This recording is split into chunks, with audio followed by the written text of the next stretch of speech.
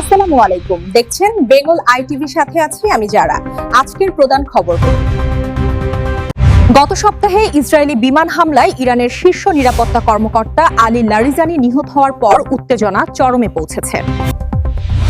Iran এই ঘটনার প্রতিশোধ নিতে ইসরায়েলের ও মার্কিন ঘাঁটিতে নতুন করে ক্ষেপণাস্ত্র হামলার ঘোষণা দিয়েছে।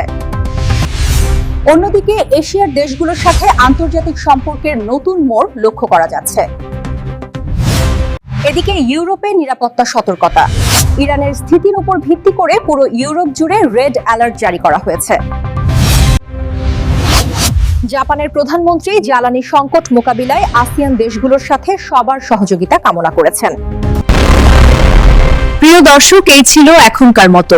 নতুন নতুন খবর জানতে চ্যানেলটি সাবস্ক্রাইব করে আমাদের সঙ্গেই থাকুন। ধন্যবাদ।